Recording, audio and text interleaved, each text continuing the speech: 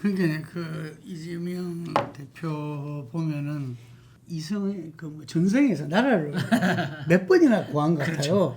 결정적인 게 제가 생각에 네 번이죠. 아니 지금 보면은 윤석열 대통령의 그 정말 이거는 이 헌법으로만 현재 헌법의 한계로만 이해할 수 없어요. 그렇죠. 그 계엄을 때린 거는. 그런데 계엄이 없었다면 어찌 됐을 것이냐. 네. 계엄이 없었다면은 대통령을 갖다가 탄핵하고 어짜기가 만만찮아요. 만만찮죠. 민주당에서 네. 탄핵 말을 못 꺼냈잖아요. 못 꺼냈죠. 이게 네, 그동안 못 꺼냈죠. 이 시민사회나 여기에서는 탄핵을 계속 네. 요구했지만 네. 민주당에서 그게 동참하기가 상당히 네. 어려웠어요. 그래 되면은 뭐 그다음 또 지방선거가 네. 내년에 있고 뭐 이러다 보면은 시간이 지나가는 거 아니냐. 네. 그러면은 이재명의 결정적인 리스크나 사법 리스크는 점차 진행될 수밖에 없는 겁니다. 수밖에 없죠. 이게 재판 여러 재판들이 여러 재판들이 있기. 그런데 지금 이게 땡기지다 보니까 공직선거법만 딱 초점이 맞춰졌죠. 맞춰졌는데 사실 제가 전에도 한번 여기서 이야기했지만 공직선거법 안다 모른다. 이게 이 인지와 그 다음에 사실관의 차이. 그렇죠. 이게 이런 부분들이기 때문에 이것을 갖다가 정치 활동을 못 하게끔 하는 또 심지어 이게 공직선거법 유죄가 되면은 대선 자금 430몇 억을 갖다가 434억. 민주당이 파산하게 돼 있어요. 한 정당을 일당을 갖다가 그 파산시키는 이거는 너무 무리한 거다라는 것이 대부분 의견이었는데 1심이 저는 오히려 그렇죠. 이 1심이 너무 중형을 때린 그렇죠. 것에 많은 사람들이 오히려 당혹해했어요. 근데 뭐 정작 위정교사는 또 무죄가 나고 이랬었는데 어쨌든 간에 이 윤석열 대통령의 비상계엄이 없었다면은 조금 이재명 대표의 사법 리스크에서 거의 해방된 거 아닙니까? 그렇죠. 지금 이번에 조기 대선으로 보자면은 그렇죠. 조기 대선 이제는 아무 그리낌이 없죠. 사실은 그리고 지금 계엄을 안 했다고 한다면 유진 교사도 2심이 지금 1심은 무죄 받았지만 2심은 어떻게 나올지 모르거든요. 그게 2심이 지금 7월 초에 놓는다고 돼 있기 때문에 이럴 경우에는 사실은 내년 지방선거까지도 가기도 힘든 그런 상황이 될 수 있어요. 그러니까 그 우리가 지난번에도 뭐 지난번 대선 0.73% 윤석열 대통령이 승리한 대선 또 어쨌든 윤석열 대통령도 이재명 대표 덕을 봤다 이런 말이 많아서 그 우리가 지금 양정당이 지금 정치개혁 과제가 적대적 공존이라는 그렇죠. 이 부분을 갖다 해결하지 않으면 안 된다는 이야기 나오는데 양 후보의 어떤 그 문제가 계속되어 왔는데 어쨌든 간에 그 아까 말한 여론의 지형에는 정말 이 탄핵 반대 세력의 행태나 여러 가지에 대한 역풍이 불었고 그렇죠. 그다음에 중도층도 포함해서는 이재명 대표의 공직선거법 무죄가 그게 불을 붙였다. 그렇죠. 이렇게 볼 수가 있겠습니다. 그런데 이 중도층이 그래도 여전히 이제 그 한 부동층은 30-40%는 되는 것 같아요.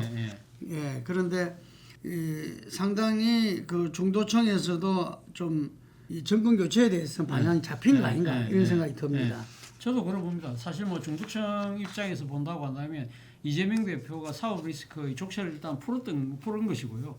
그리고 지금 사실 이재명 대표와 관련해서 지금 당내에서는 사실 뭐 따놓은 당상이나 마찬가지잖아요. 지금 후보직을 지금 뭐 여러 가지 이제 비명계 입장에서는 사실 선거법 2심이 피선거권 박탈령이 됐다고 한다면 아마 당내에서도 아마 이게 출마를 제고하라는 목소리가 나올 수밖에 없었겠지만 지금 그런 상황이 아니기 때문에 당내에서 그런 이야기를 할 수가 없는 것이고 그리고 당 밖에서 예를 들면 야권 전체 내에서도 이재명 대표의 대항마로 꼽을 만한 사람이 별로 없다는 거죠. 예를 들면 조국혁신당이 조국 대표가 지금 남아있다고 한다면 조국 대표에 대해서 그런 기대가 있을 수 있지만 조국 대표는 일단 정치일선에 퇴장한 거기 때문에 단 남아있는 하나의 변수를 따진다고 하면 저는 조국혁신당에서 이야기하고 있는 야권 전체의 완전 국민 경선 오픈 프라이머리 야권 통합 오픈 프라이머리 이 부분을 이재명 대표가 어떻게 할 것이냐 부분인데 저는 제가 이재명 대표라면 그거 받겠어요. 어차피 거기에 나간다고 하더라도 자신의 지위가 이게 흔들릴 이유가 없잖아요. 차라리 그것을 받으면서 자신을 뭐랄까요 이렇게 통큰 모습도 보여주고 그걸 통해서 실질적으로 야권의 단일 후보로 일어설 수 있는 정책 명분을 했잖아요. 그러면 약간은 뭐랄까요 리스크도 아니죠 사실 이재명 대표가 이때까지 걸어온 길을 본다고 한다면 역선택 우려를 이야기하는 거죠. 그런데 역선택이라 하더라도 그 상대를 누가 역선택하겠습니까? 제가 생각했을 때는 그거는 정말 너무 부자모조심하는 것처럼 비치기 때문에 그런 부분들을 좀 가감하게 나갈 필요가 있다. 그것만 통과를 한다고 한다면 뭐 본선 경쟁력도 상당히 더 강해지지 않을까. 과연 그런 선택을 할 수 있느냐. 아까 방금 말씀하신 것처럼 저 국민의힘이나 보수 쪽 들어와갖고 역선택하면 어떠나 그런 식의 생각을 할 수 있는데 제가 생각 아무리 뭐 대한민국의 지금 국민 참여 여론조사 같은 경우에 역선택으로 인해서 뭐 주요 선거가 바뀐 경우는 거의 없잖아요. 그런데 그 금방 말씀하신 그 이제 조기 대선 이제 4월 4일 날 그 선거가 돼가지고 인용으로 파면이 된다면은 60일 이내 60일 이내 대선에 치르기 때문에 지금 언론에서 많이 나오는 게 꽉 채운 날이 6월 3일입니다. 6월 3일. 그 6월 3일이 유력하다 그러고 그다음에 6월 3일이 이제 그 유력하면 공고를 해야 돼요. 50일 전에 공고를 해야 되기 때문에 아마 그 4월 14일 정도에 그 열흘 뒤죠. 열흘 뒤에 이제 공고를 하게 되면은 이 후보 정식 후보 등록 기간이 5월 11일에서 12일입니다. 그 전에 후보가 다 정해져야 되는 거죠. 보통 그래서 한 3주 정도 시간이 그렇죠. 그 남아 있는 기간으로 이제 각 당의 경선이 진행될 건데 거기 이제 금방 말씀하신 야권 통합 오픈 프라이머리. 오픈 프라이머리라는 것은 어떤 대선에서는 우리가 기억나는 게 그 노무현 후보의 그 국민 경선.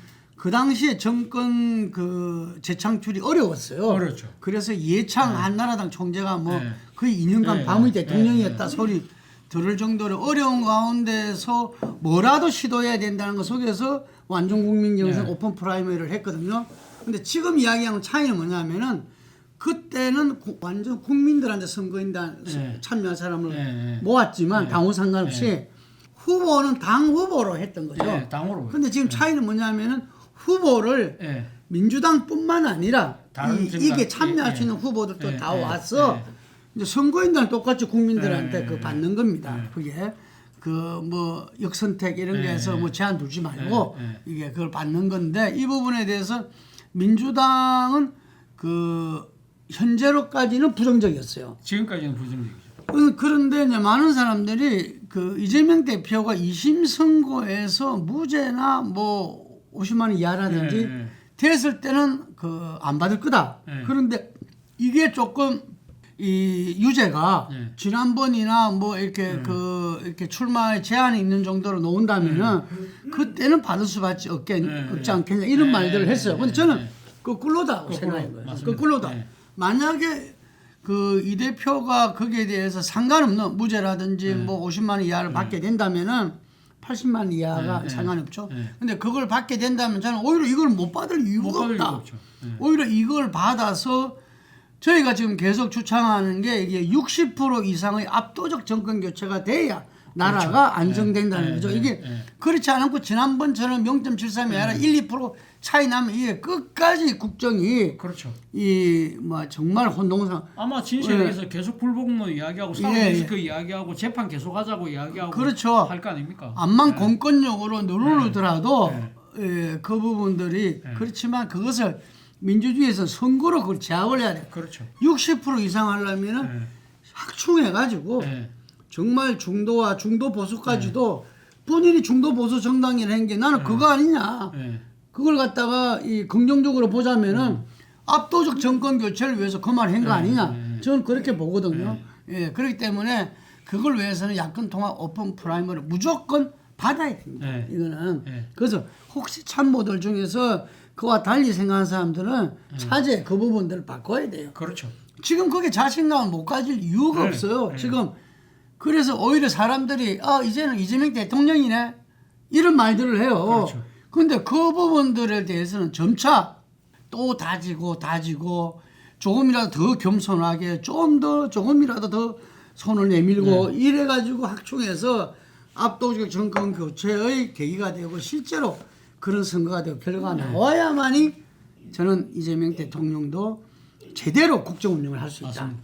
이래 보는데 그 부분에 대해서 지금 당내에서는 아직까지 정리가 안 됐는데 저는 그걸 정리하리라 봐요. 일단 뭐 당내에서는 사실은 지금 아직까지 지금 4일날 어떤 지금 결과가 나올지 모르기 때문에 그렇죠. 그 이야기를 공개적으로 할 수 있는 상황은 아니고 예. 우리처럼 완전 미리 앉아 상황을 보고 평론하는 사람들 입장에서는 자유롭게 할 수 있지만 당 소속 구성원들은 아직까지는 그 말을 하기는 조금 조심스러운 부분이 있다는 생각이 듭니다. 맞습니다. 예.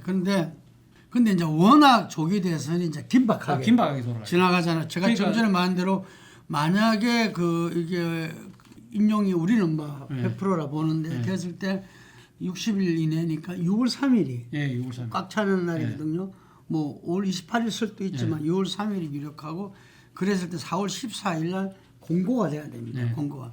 그리고 등록이 5월 10일이 10일이기 때문에 시간이 얼마 남지를 않아요. 이게. 그래서 이번 경선은 가장 시간과의 문제, 시간과의 싸움이 제일 첫 번째일 건데 후보들한테는 경선을 어떻게 내다보십니까? 근데 경선 내다보기 전에 예. 지금 아까 그 탄핵이 인용되고 난 뒤에 대통령 선거 날짜가 순조롭게 다 정해질 것처럼 말씀하셨잖아요. 그거 아닐 수도 있다는 이야기가 나오거든요. 온갖 말들이 나왔으니까. 그 지난번 그 박근혜 대통령 탄핵되고 난 뒤에 한교안 당시 대통령 권한대행이 상당히 고심을 했거든요. 그 언제 잡을 것이냐. 그래서 본인이 안 잡을 수도 있다는 이야기였는데 그때 뭐 여론의 압박이 워낙 컸으니까 한수를 잡았지만 지금 한덕수 지금 대행은 지금 뭐 보면 마은혁 재판관 위원이라고 하는데도 지금 임명 안 하고 있잖아요. 그래서 사실은 이 대통령 선거 날짜를 지금 지정한 사람은 대통령 권한대행이거든요. 근데 이 사람이 만약 예를 들면 마은혁 재판관 임명 안 한 것처럼 이 부작위를 하게 될 경우에 이거 어떻게 할 것이냐. 그 부분 관련해서 오늘 지금 이 야당 쪽에서 놓은 이야기가 재밌는 이야기가 그 이야기가 있어요. 그러면 이 대통령 권한대행의 이 뭐랄까 가처분 신청을 해라. 그래서 헌법재판소에다가 가처분 신청을 해서 이 지금 마은혁 재판관 임명을 안 한 부분을 갖고 문제를 삼아서 이거 대통령 그러니까 이 선거일 지정에 대해서 이 자격을 정지시켜서 그러고 난 뒤에 헌법재판소에서 그걸 하라. 근데 문제는 헌법재판소가 4월 18일 이전에 이걸 해야 된다는 거예요. 왜냐하면 문영배, 이미순 재판관이 둘이 퇴임하고 난 뒤 6인 체제에서 결정할 수가 없다는 거예요. 그래서 지금 뭐 그런 이야기가 나올 정도로 이것도 지금 이 한덕수 대행의 정치적인 뭐랄까 사보타주 이런 부분들의 우려가 크기 때문에 이 부분도 우리가 한번 이 시청자들께서 한번 이 관심을 갖고 한번 지켜볼 대목이라는 생각 차원에서 제가 말씀드린 겁니다. 그런 일이 있으면 안 되지만 온갖 그런 업무들이 나돌 정도로 맞습니다. 상당히 문제가 있다. 저는 한덕수 기각이 그 아까 말한 듯이 이렇게 탄핵이 기각됐잖아요. 근데 윤석열 탄핵하고는 그 차원이 다르다. 지금까지 한덕수 대행이 해왔던 그 행위들하고 이게 이제 파면이 됐을 때 공고하고는 차원이 다르다. 저도 그렇게 차원이 다르기 때문에 만약에 본인이 이번에 그런다면은 그래도 공직자로서는 아주 이분도 뭐 이 굉장히 복을 받은 사람이잖아요. 복을 받은 사람이죠. 총리를 몇 차례 한 겁니까? 두 번 했고요. 장관직도 여러 개 했고 주미대사까지. 그렇기 때문에 아마 이번에 그거를 스텝 바로 잘못 밟으면은 아마 대한민국 살기 어렵죠. 되게 될 겁니다. 그래서 그걸 아는 분들이기 때문에 그래서 많은 분들이 이렇게 이야기해요. 4월 4일 날 파면 이전과 이후는 특히 현재 국힘과 보수 쪽의 움직임은 확연히 달라질 것이다. 이렇게들 예측을 하더라고요. 이게 그래서 저는 뭐 그 부분에 대해서는 이 한 총리를 믿는 게 아니라 상식적으로 봤을 때는 막 그러지는 못할 거라고 봅니다. 만약에 그런 식으로 했다가는 정말 그 자칫 잘못 그분 깜빵 가야 될지도 모릅니다. 그렇죠. 그 뭐야 그런 식으로 방해를 하면 본인이 뭐 지옥불에 떨어지지 않겠어요? 예. 그래서 그럴 리는 없다고 생각하는데 자. 근데 안 했을 경우에 처벌 규정이 없거든요. 처벌 규정이 없기 때문에 그러면 한교안 총리도 그랬어요. 저도 기억이 나네. 그게. 자, 그래서 경선을 어떻게 예상하십니까? 지금 국민의힘 경선 말씀하시는 거죠. 네. 국민의힘 경선 같은 경우 진짜 좀 골 때리는 상황이 되지 않을까 하는 생각이 듭니다. 왜냐하면 사실은 지금 탄핵 그 인용을 반대하는 목소리가 워낙 컸잖아요. 그런 상황에서 지금 탄핵 인용을 반대하는데 이 세력들이 상당히 옹립하고 싶어하는 사람이 바로 김문수 고용노동부 장관인데 네. 문제는 김문수 고용노동부 장관 같은 경우에는 본선 후보가 됐을 경우에는 상당히 중도 외연 확장의 가능성이 거의 없잖아요. 그리고 또 지금 만약에 탄핵이 인용이 돼서 바로 조기 대선 국면으로 접어들면 이제는 그동안에 그 윤석열 탄핵에 대해서 상당히 그러니까 이 지금 찬성했던 약간 묵시적으로 동의했던 예를 들면 유승민, 안철수, 한동훈 이런 이 주자들이 상당히 아마 목소리를 높일 가능성이 높은데 이 과정에서 사실은 그 윤석열이 파면됐을 때 이게 강성 지지층들이 강력하게 아마 목소리를 내면서 이 사람들을 반대할 거거든요. 그래서 정상적인 당내 경선이 이루어질 수 있을까라고 생각할 정도로 상당히 이 분위기가 아주 안 좋아질 가능성이 높은데 문제는 이때 중심을 잡아야 될 사람은 바로 비상대책위원회 지도부입니다. 그래서 제 나름대로는 지도부가 사실은 당 소속 의원들 다수가 헌법재판소 가고 이런 걸 묵시적으로 동조를 하면서 그 사람들 그러니까 지금 권영세 비대위원장이나 권성동 원내대표는 직접 가지는 않았거든요. 그래서 이 나름대로 자기들 나름대로 이 거리를 둔 부분들이 결국은 조기 대선 때 자신의 중심을 잡을 역할을 하기 위해서 나름대로 그런 정치적 행보를 염두에 둔 것이 아닐까 생각이 드는데 이 두 사람이 과연 제대로 된 정치력을 가지고 이 당내 상황을 통제할 수 있느냐 그게 저는 모든 게 달려 있다는 생각이 듭니다. 근데 이제 이렇게 볼 수 있잖아요. 그 파면이 되면은 어쨌든 윤석열 대통령의 정치적 상을 이제 치러야 되잖아요. 네. 국힘은 네. 그 박근혜 대통령 때는 이미 그 전에 상을 네. 치렀고 파면됐을 때는 이미 그 끝났어요. 네. 이 상을 다 이제 이 시작이 마무리가 된 거예요. 네. 그냥 이게 그런데 이게 그게 아니니까 그때부터 상을 이제 치러야 되는데 그 예를 들면은 지금 말씀하신 현재 비대위 네. 지도부들 네. 그 권영세 비대위원장과 권성동 원내대표 네. 쌍근총이라고 그러죠. 네. 근데 이 두 분들이 상주잖아요. 네. 말하자면은 근데 상주가 지금까지는 이제 강경 그 세력들하고는 약간 거리는 뒀지만 그렇다고 해서 완전히 뭐 선을 끄은 건 아니었고 같이 가면서 약간 스탠스를 갖다가 완전히 가지는 않는 뭐 이런 그거였는데 이 상을 치르면서 또 국힘은 대선을 만약 이기는 대선을 치르겠다면은 당연히 윤석열 대통령과 선을 꺼야 되거든요. 선을 끄면서 뭔가 자기들이 새로운 변화, 쇄신 뭐 이런 목소리를 내면서 가야 되는데 그게 만만치 않다는 거죠. 이게 그 이전 같은 경우는 탈당을 해서 거의 분당 수준이 됐잖아요. 근데 지금 탈당 분당을 이야기한 사람 없는 것 같아요. 없죠. 그때 2017년의 경험 때문에 그걸 안 하고 있는데 그런데 사실은 아까 제가 이 비상대책위원회의 지도부 이야기했지만 더 심각한 문제는요.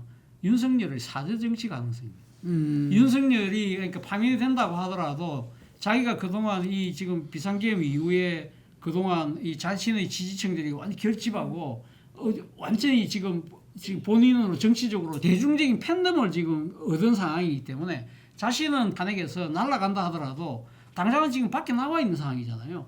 그렇기 때문에 자기가 지명한 자기가 후계 구도를 만드는 쪽으로 이야기를 할 가능성이 높고 이 윤석열의 메시지에 지금 윤석열의 탄핵을 반대하는 세력들이 그렇게 결집할 경우에는요.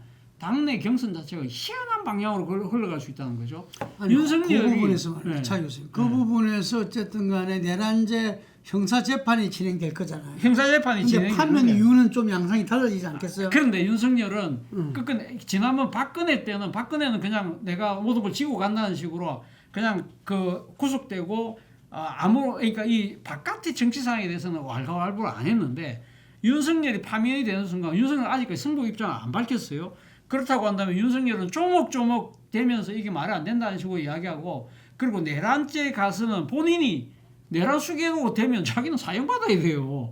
그렇게 되면 자기는 끝끝내 거기서 자기 메시지를 낼 거예요. 이런 메시지들이 고스란히 강성 지지층들한테 전달되고 이 여기서 소위 말해서 자기 후계 구도를 만드는 식으로 가버릴 경우에는 이 모양새가 희한하게 된다는 거예요. 아니 그래서 저는 금방 저도 그게 일리가 있다고 하는데 그 세력이 당의 예. 일부가 됐던 가반이 됐던 예. 근데 그렇지 않은 세력들 이거는 네. 선을 꺼야 되고 이 역사를 이걸 뛰어넘어야 된다. 그렇죠. 쉽게 말하면 병의 강을 탄핵의 강을 탄핵을 넘어야 넘어야 된다. 된다. 어떻게 공존할 수 있죠? 예, 예. 아니 그러니까 그럴 경우에는 그러면 진짜 말 그대로 아까 분당 옛날 2017년처럼 분당은 안 됐다고 하지만 사실상 심리적 분당 뭐 그런 식의 상황으로 치달을 수 있다는 거죠. 그럴 경우에는 예를 들면 김문수를 지지하는 책과 그런 한동훈이나 유승민이나 안철수를 지지하는 세력들 간에 진짜 건널 수 없는 강이 될 경우에 강이 만들어질 경우에는 사실은 경선이 끝나고 나서 그 후유증이 너무 심하다는 거죠. 아니 자, 이걸 어떻게 그럼 예를 정치적으로 들어서 자, 그 한동훈 대표를 봅시다. 한동훈 대표가 예를 들면은 지금 약간 스탠스를 모호하게는 하고 있어요. 이 자기를 이제 배신자 프레임에 벗어나기 위해서. 근데 그게 이제 예를 들면 그래 되면 더욱더 그 프레임이 더 강하게 작동할 거죠. 할 것이고 그래 되면은 자기가 이제 후보되기 어렵다는 게 명확해졌을 때 그러면 대선에서 자기가 부정했던 계엄과 그 다음에 이 내란 이 부분을 자기가 그 옹호하는 사람을 대선에서 지지할 것이냐? 아 그렇죠. 그 문제도 생기죠. 그렇기 때문에 정치라는 게 결국 국민만 바라봅니다. 그랬잖아요. 국민만 바라봤을 때 이미 그 모든 것이 이 판단이 다 서고 결론이 나왔는데 그 부분을 연연히 하는 것은 오로지 자기들 정치 생명 유지밖에 안 된다고 명확해지잖아요. 그렇죠. 명확해지죠. 그래서 저는 어떤 면에서는 그 국힘의 탈당 및 분당은 불가피하지 않나. 불가피하지 않나. 자기들은 지금 이제 벌판에 나가기 싫다. 그리고 윤상희 뭐 의원이 말한 대로 한 1, 2년 지나고 나면 다시 지지한다. 이러지만 당장 내년 지방선거는 어떻게 치를 것이고 예를 들면은 그러면은 이 영남 자민련만 머물 수 없어요. 2018년도 법 봐봐요. 티켓만 빼고 전멸했잖아요. 이게 그랬을 때 그 부분에서 요즘 그 시대 교체와 정치 교체가 맞물려 가지고 어떻게 될지 모르거든요. 그랬을 때 그 본인들도 저는 변화와 쇄신의 흐름을 갖다가 이 안탈난 사람 할 수 없어요. 없지만 그 부분을 한두 사람이 아니라 세력으로서 그걸 갈 수밖에 없지 않나 이런 생각이 들어요. 근데 만약에 그분들이 그러려면은 경선에서 할 말 다 하고 깨끗하게 붙고 그 부분에서 마지막에 결론을 내려야 되지 않나 그렇죠. 본다는 거죠. 근데 저는 그와 관련해서 사실은 어떻게 보면 당내의 그러니까 비윤 세력들이 만약에 그러니까 윤석열의 탄핵이 인용되고 이래 되면 윤석열 지금 내란죄 하나로 기소돼서 지금 재판을 받는데 만약에 탄핵이 돼서 대통령직에서 내려오는 순간 윤석열한테 걸려있는 여러 혐의들이 많잖아요. 예를 들면 그렇죠. 명태균 리스트부터 시작해서 최상병 사건 이런 부분들에 대해서 원래 야당이 특검법을 하려고 했잖아요. 그러면 이 특검법을 그러니까 이 당내에서도 특검법을 3분의 2 동의를 시켜주는 거죠. 그래서 자연스럽게 윤석열에 대한 수사가 가능할 수 있도록 해서 윤석열의 입을 사실은 어떻게 검찰 수사나 특검 수사를 통해서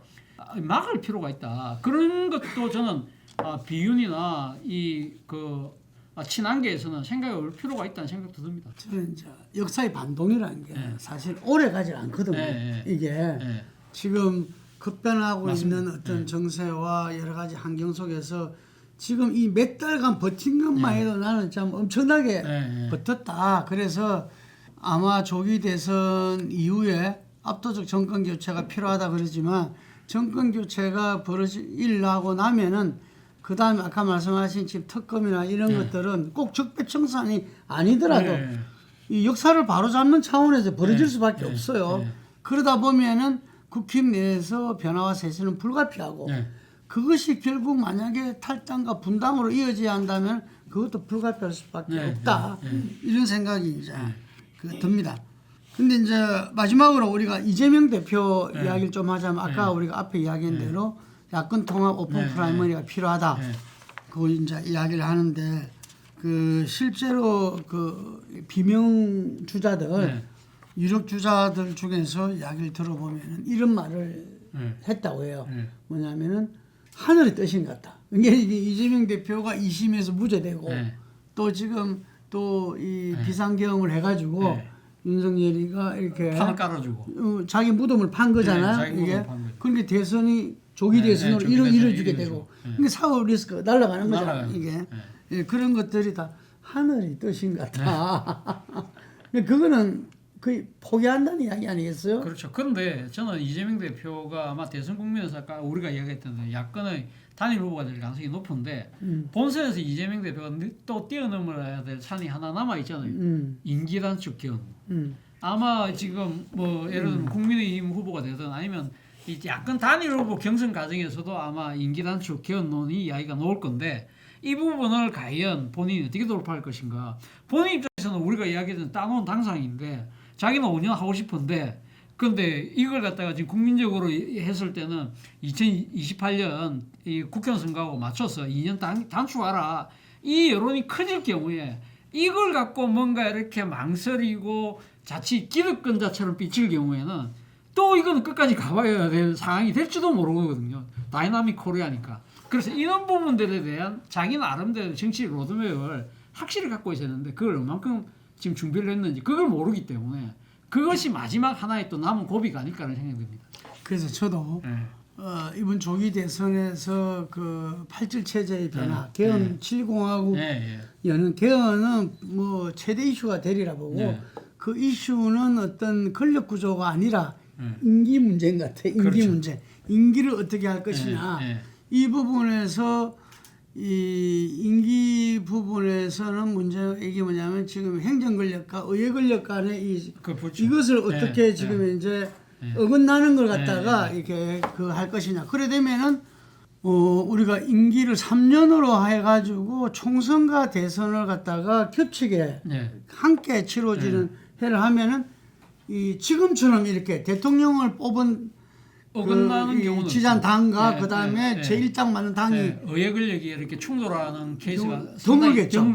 이게 하더라도 얼마 차이 안 나는 뭐 이렇게 될 거기 때문에 아마 사람들이 임기 단축 3년에 대해서는 자기들이 대통령 되는 게 아니니까 그렇죠. 거의 다 동의할 수밖에 없고 그러니까 좀 외로워질 수 있죠. 왜냐하면 지금 벌써 이 비명 대선 주자들 다 이야기하고 있어요. 다 이야기하고 있어요. 그리고 이 국힘 쪽 대선 주자들도 많은 분들이 지금 이야기하고 있기 때문에 권력 구조의 변화, 아까 말한 양원제, 뭐 지방자치, 지방정부의 권한을 강화하는 이런 부분들은 다들 뭐 동의가 있을 수 있고 저는 이제 의회 권력을 견제하면서도 그 국민들의 어떤 그 동의가 가능한 뭐 총리를 어떻게 임명할 거냐, 뭐 이런 부분들이 약간 남은 문제인데 그런 문제는 이 논의 과정에서 이루어질 수 있다 보는데 이재명 대통령이 이루어진다면은 본인의 그런 임기 문제이기 때문에 본인의 임기 문제가 가장 큰 걸림돌이 될 수 있는. 그래서 그거는 그 이후에는 사람들이 좀 이야기할 수도 없어요. 그러니까 그 전에 이제 대선 과정에서 그걸 국민들이 약속을 해야 된다. 약속을 해야 그 정치적 압력이 엄청 커질 거거든요. 근데 자칫 잘못하면 기득권 세력 쳐보이죠. 기득권 세력은 되고.